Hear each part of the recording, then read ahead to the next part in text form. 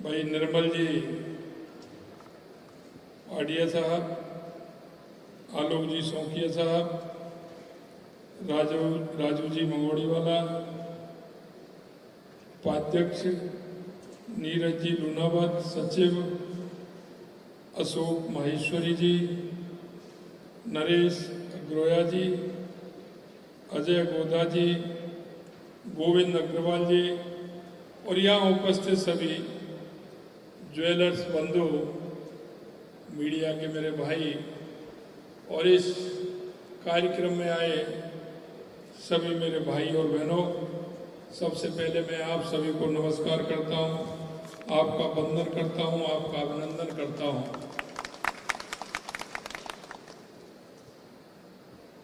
देखिए, जयपुर की एक पहचान है। जयपुर ज्वेलर्स एसोसिएशन को मैं साधुवाद भी देना चाहता हूँ और इस सुंदर कार्यक्रम के लिए, एक सफल कार्यक्रम के लिए आप सभी को धन्यवाद भी देना चाहता हूँ। मित्रों, जयपुर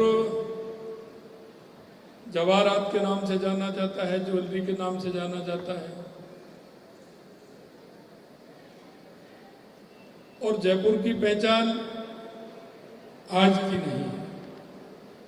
राजस्थान की पहचान भी ज्वेलरी को लेकर के आज की नहीं है। मुझे याद है कन्हैयालाल सेठिया जी की कविता धरती धौरारी की पंक्तियां याद आती हैं, जिसमें उन्होंने जयपुर को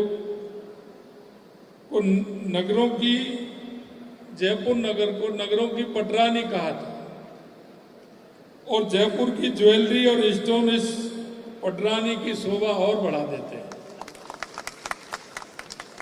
जयपुर ही नहीं बल्कि पूरे राजस्थान में रत्न व्यवसाय यहाँ के कुशल कारीगरों द्वारा किया जाता है।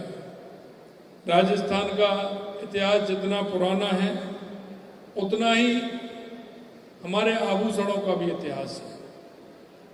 इतिहास में अगर आप देखेंगे, हनुमानगढ़ में कालीबंगा की प्राचीन सभ्यता की खुदाई में भी यहाँ काली चूड़ियाँ और जवाहरात से बने हुए इस तरह के उस समय के खुदाई में सामान निकला था। इसका मतलब हमारे राजस्थान की ये परंपरा बहुत पुरानी परंपरा है। यहाँ आभूषणों बनाने की परंपरा भी पुरानी है। आज भी आभूषण हमारी संस्कृति का एक अभिन्न हिस्सा है। खुशी का कोई भी मौका हो तो निश्चित रूप से जिस खुशी का अच्छा मौका आता है उसमें आभूषण और शादी ब्याहों के अवसर पर, जन्म के अवसर पर, तीज त्योहारों पर ये जो कार्यक्रम हमारे होते हैं ये हमारे इससे सभी जुड़े हुए होते हैं। और इसकी जिस तरह से हमारे ज्वेलर एसोसिएशन, हमारे आभूषण केवल सौंदर्य की वस्तु ही नहीं है बल्कि इनका सांस्कृतिक और सामाजिक महत्व भी है। और सांस्कृतिक सामाजिक महत्व होने के कारण हमेशा इनको हम जिस तरह से शादी ब्याह के मौके होते हैं उनका तो करते हैं, लेकिन हमारा ये धन भी है और इसकी परंपरा ये रही है। आज जिस तरह से कोई भी सरकार हो, जो उस रुपए का मूल्य होता है वो सोना और ज्वेलरी के आधार पर होता है, इसी तरह से हमारे प्रत्येक घर में ये आवश्यक था कि उसका उपयोग करते समय उसकी आवश्यकता समझते थे। एक्स्ट्रा मनी आती थी उसका हम उपयोग करते थे, घर में उसका उपयोग होता था। हमेशा उसको घर की जड़ मानी जाती थी। कहते थे ये हमारा जो आभूषण है, ये हमारी ज्वेलरी है, ये हमारे घर की जड़ भी है, क्योंकि किसी भी परिस्थिति में ये जड़ काम आती है। और इसलिए हमारे पूर्वज जिस तरह से इसका नाम दिया है और जिससे करते हैं और वो घर में रखते हैं, ये भी एक बहुत बड़ा काम है और ये हमेशा समृद्धि का प्रतीक रहा है। और समृद्धि का प्रतीक इसलिए कि हमारे जीवन में, हमारे परिवार में, हमारे घर में बहुत बड़ा महत्व इनका होता है। गुलाबी शहर जयपुर अपने शानदार महलों और किलों के साथ ही अपने आभूषण के लिए भी जाना जाता है। मैं आपसे इतना कहना चाहता हूँ कि जिस तरह से हमारा जयपुर और राजस्थान के अंदर आभूषणों का जो चलायमान है, और ये जयपुर से और राजस्थान से जो दुनिया के लोग आते हैं, पूरे देश में से भी आते हैं, और अब तो आपका ये दुनिया में भी फैलने लगा है। आप देखते हैं पहले कुछ नहीं होता था, लेकिन हमारे राजस्थान को देख करके, हमारी संस्कृति को देख करके दूसरे देशों को भी लगने लगा है। वो भी पहले देखते थे, अब आते थे विदेशी, उनका इतना झुकाव नहीं था, लेकिन धीरे धीरे उनका भी झुकाव बढ़ा है। मैं आपसे इतना ही कहना चाहता हूँ, इस राजस्थान के आभूषण उद्योग को का हृदय कहें तो एक गलत नहीं होगा। ये आभूषण उद्योग का राजस्थान हृदय है, इसे कहना कोई अतिशयोक्ति नहीं है। जौहरी बाजार कहीं नहीं मिलेगा, राजस्थान के जयपुर में ही है। और अभी मेरे से बात कर रहे थे, अभी ओंकिया जी, और आप कह रहे थे कि हमारा यहीं हम जौहरी बाजार बना रहे हैं, ये आपके विधानसभा क्षेत्र में आता है। आप चिंता मत करिए, और भी काम होने वाले हैं, आप निश्चिंत रहिए, आपको बहुत अच्छा फायदा भी मिलेगा और आने जाने की सुविधा भी आपको मिलेगी। मैं इतना कहना चाहता हूँ, जयपुर के आभूषणों की ये पहचान आप लोगों ने, कुशल कारीगरों ने दिलाई है। यह पहचान हमारी और बढ़नी चाहिए। जयपुर के कारीगरों द्वारा बनाए गए आभूषण दुनिया भर में अपनी खूबसूरती और शिल्पकारी से जाने जाते हैं। मैं इतना ही कहना चाहता हूँ, क्योंकि हर व्यक्ति का काम नहीं पड़ता है। अब कहते हैं ना, हीरे की परख तो जौहरी ही जानता है, बाकी का तो उसको सबको वही लगता है। आप जो दे देंगे वो विश्वास बहुत बड़ा होता है। आपने जो कह दिया और आपने जो दे दिया, वो विश्वास इतना बड़ा होता है कि व्यक्ति उस विश्वास के भाव से चलता है। इसलिए मैं कहना चाहता हूं कि इसमें जितना विश्वास है, और आप लोगों ने जो पीढ़ी दर पीढ़ी जो विश्वास चल रहा है, क्योंकि देखते हैं, सही कह रही थी कल्पना जी, कि कोई ना कोई परिवार जो जुड़ता है, वो एक परिवार आपसे नहीं जुड़ता है, एक पीढ़ी नहीं जुड़ती है। हम देखते हैं कि पीढ़ी दर पीढ़ी, 5 पीढ़ी, 6 पीढ़ी, 7 पीढ़ी लगातार चलती आ रही हैं, और वो आपसे इसलिए जुड़ी हुई हैं कि वो आपके अंदर वो विश्वास है और आप पर उनका विश्वास है। लगातार कोई दूसरे जाता है, एक सामान ले आता है अगर भूल से किसी से, तो 2 दिन में, 4 दिन में, 6 दिन में वो आपके पास आ जाता है कि देखिए साहब, हम वहाँ गए थे, ये लेके आए थे, आप देख तो लो ये कैसा है, हम तो जानते नहीं है। तो उसको इतना विश्वास है कि बाहर से भी अगर कहीं वो लेकर के आएगा, और जो हमारा शुरू से हमारे विश्वास के अंदर पीढ़ियों से जो हमारा ज्वेलर चल रहा है, सुनार चल रहा है, उसको दिखाने जरूर वो आएंगे कि आप इसको देखिए साहब, वहाँ कहीं ऐसा तो नहीं कहीं गलत दे दिया हो। तो इतना बड़ा विश्वास आपके ऊपर होता है। मैं आपसे इतना ही कहना चाहता हूँ, इस विश्वास को बनाए रखने के लिए, इस विश्वास को ठीक प्रकार से रखने के लिए हम सबको बहुत बड़ा विश्वास दिलाना पड़ता है, और उसी विश्वास से आगे हमारा इस क्षेत्र में आगे बढ़ने का काम होता है। मैं एक जिला एक उत्पादन योजना के तहत जयपुर में रत्न आभूषणों को चिन्हित किया गया है। हमने जहां सभी जिलों में हम अभी देख रहे हैं कि कौन से जिले में क्या उत्पादन होता है, उसको अलग उस जिले में बढ़ाते हुए उसको किस तरह से ट्रेनिंग दी जाए। मैं आपके माध्यम से भी मैं कहना चाहता हूं कि ये उद्योग बहुत बड़ा है, और उद्योग बड़ा है, ये उद्योग दुनिया में भी जाने वाला है।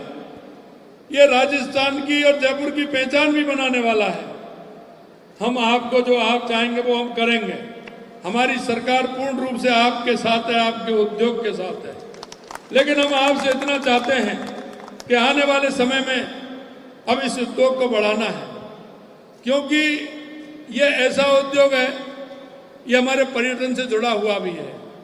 राजस्थान के अंदर आने वाला पर्यटन, जब हमारे ये उद्योग विकसित होगा तो वो निश्चित रूप से आएगा। और ये मार्केट जब डेवलप होता है तो मार्केट में ये नहीं कि 1 दुकान, 2 दुकान, 4 दुकान यही चलनी चाहिए। अगर आपकी 100, 200, 500, 1000, 2000, 5000, 10,000 दुकान भी होंगे, वो मार्केट भी उतना ही चलता है। इसलिए मैं यही कहना चाहता हूँ कि इसमें ऐसे लोगों को ट्रेनिंग दी जाए, उन लोगों को आगे बढ़ाया जाए, उन लोगों को आगे बढ़ाते हुए इस हुनर को बताया जाए, कारीगरों को प्रशिक्षित किया जाए और कारीगरों को ये भी देखना है कि वो आपके परिवार से, आपसे तो आपके व्यवसाय से जुड़ा हुआ है। कहीं ऐसा तो नहीं है कि उस व्यवसाय में हमको तो फायदा मिल रहा है, लेकिन हमारा वो छोटा भाई जो काम कर रहा है, हमारे उद्योग से वो जुड़ा हुआ है, क्या उसके परिवार पालने में कोई परेशानी तो नहीं आ रही? क्या उसको हम इतना दे रहे हैं कि वो अपने परिवार को ठीक प्रकार से पढ़ा सके, ठीक प्रकार से अपनी उदर पूर्ति कर सके, वो परिवार ठीक प्रकार से अपना जीवन यापन कर सके? ये भी हम आपको देखना है और उसको देखते हुए इस उद्योग से भी जोड़ना है, उद्योग को आगे भी बढ़ाना है और हमने आने वाले उस परिवार को हमें सहारा भी देना है और आने वाले समय में उनका बच्चे भी अगर उस व्यवसाय में पढ़ेंगे तो हमारा बहुत बड़ा काम उसमें होगा और उनको भी रोजगार मिलेगा, रोजगार के अवसर उनको भी बढ़ेंगे और आपके माध्यम से राजस्थान के अंदर और जयपुर के अंदर एक अच्छा काम होगा। इतना मैं आपसे कहना चाहता हूँ। आभूषण उद्योग हमारी अर्थव्यवस्था के लिए एक बड़ा सहारा है। आज ये क्षेत्र बड़े पैमाने पर रोजगार के अवसरों का सृजक बन गया है। इस उद्योग से लाखों की तादाद में लोगों को रोजगार मिल रहा है। वित्तीय वर्ष 2023-24 में राजस्थान से कुल निर्यात लगभग 83,704 करोड़ रुपए का हुआ है। बहुत बड़ा काम है। इतना बड़ा व्यापार इसके आधार पर हुआ जिसमें रत्न आभूषणों की हिस्सेदारी 11,183 करोड़ रुपए की रही है। यह बहुत बड़ा काम राजस्थान के और जयपुर के अंदर हुआ है। आभूषण उद्योग पर्यटन को बढ़ावा दे रहा है क्योंकि विदेशों से बहुत से लोग यहाँ आभूषण खरीदने आते हैं।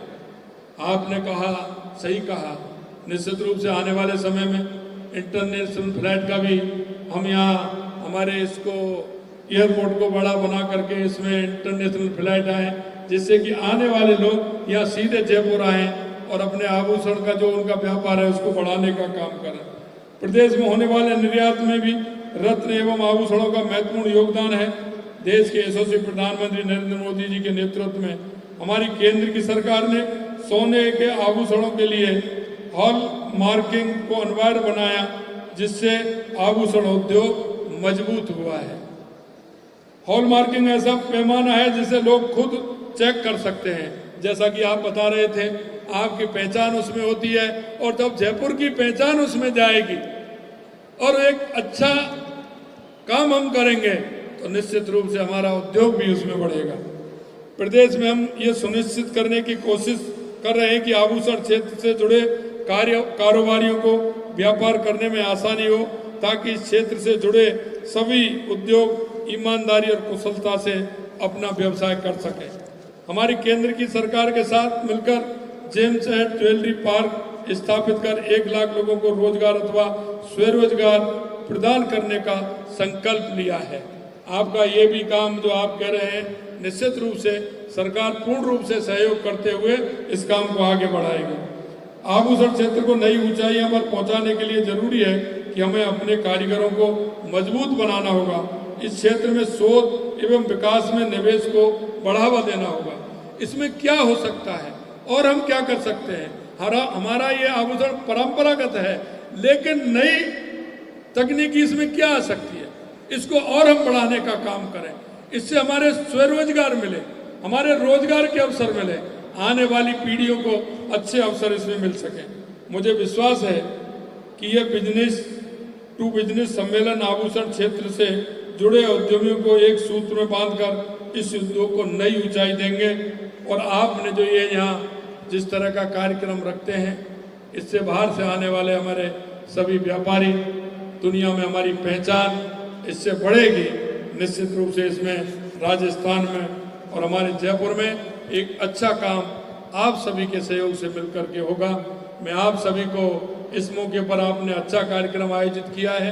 आज काफ़ी दिन से राजू जी ने कह रहे थे, लेकिन मेरा बजट का समय चल रहा है इसलिए समय नहीं निकल पा रहा था। लेकिन ये माने नहीं, कल्पना जी ने भी कल कहा मेरे को विधानसभा में परसों कि नहीं आप उसमें आना है। मैंने कहा मैं देखता हूँ, लेकिन और 3-4 जगह से कई फोन आए कि नहीं आपको जाना है। तो मैंने कहा कि निश्चित रूप से जब इतना है तो मैं आपके बीच में जाऊँगा। लेकिन इतना ही मैं कहना चाहता हूँ आप सभी को, देखिए हम इस देश के और प्रदेश के नागरिक हैं। हम हमारे नागरिक होने का कर्तव्य को भी हमें ध्यान में रखना है, और वो ये ध्यान में रखना है कि हमारे इस व्यवसाय से, हमारे इस काम से हमारा परिवार तो पल रहा है, लेकिन हम ऐसे कितने परिवारों का सहारा बन सकते हैं।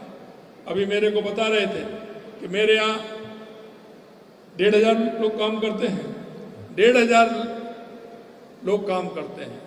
अब आप देखिए 1,500 लोग काम करते हैं और 1,500 के परिवार में खुशियां लाने का काम आप लोग कर रहे हैं। आपके माध्यम से कितने लोग काम कर रहे होंगे, उनके परिवार की खुशी आपके ऊपर होती है। इसलिए मैं यही कहना चाहता हूँ कि हम इस देश के नागरिक हैं, और नागरिक होने के नाते हम सभी का कर्तव्य बनता है कि हम लोगों को रोजगार के अवसर प्रदान करें। हम उनको, जो अंतिम पंक्ति में पंडित दीनदयाल उपाध्याय जी हमारे कहते हैं कि अंतिम पंक्ति में खड़े होने वाले व्यक्ति को किस तरह से हम सहारा बन सकते हैं, हो सकता है वो आपका इंतजार कर रहा हो। ईश्वर ने उसके निमित्त आपको बना करके भेजा है कि आपके माध्यम से वो परिवार सुखी रहे, वो परिवार खुशी रहे। इस तरह से अंतिम पंक्ति में खड़े व्यक्ति को आगे लाने का काम करें। हमारी केंद्र और राज्य की जो हमारी योजना है, उन योजनाओं के माध्यम से भी हम पढ़ने का अवसर दें, और ऐसे लोग जो इन योजनाओं से वंचित हैं उनको इन योजनाओं का लाभ भी मिले, ये भी हमें ध्यान में रखना है। हमारे उस अपार्टमेंट में, हमारे मोहल्ले में, हमारे वार्ड में ऐसे कौन कौन से लोग रहते हैं। हमारे घर में काम करने वाली महिलाएं, हमारे घर में काम करने वाले हमारे ऐसे जो हमारे भाई हैं, उनके परिवार को भी हमें संभालना है। हम सभी जब परिवार को संभाल करके चलेंगे तो हमारा राजस्थान भी मजबूत होगा, हमारा देश भी मजबूत होगा। अंत में इतना कहना चाहता हूँ कि हम विकसित भारत के लिए, विकसित राजस्थान के लिए जो हमारे मन में कल्पना है, हम क्या कर सकते हैं, इस तरह के सुझाव हमने आप सभी के आमंत्रित किए हैं। निश्चित रूप से उन सुझावों के आधार पर हमारे राजस्थान को हम विकसित राजस्थान, एक मजबूत राजस्थान बनाने की जो कल्पना है, उसे लेकर के हम सभी आप आगे बढ़ेंगे। आप सभी ने बुलाया,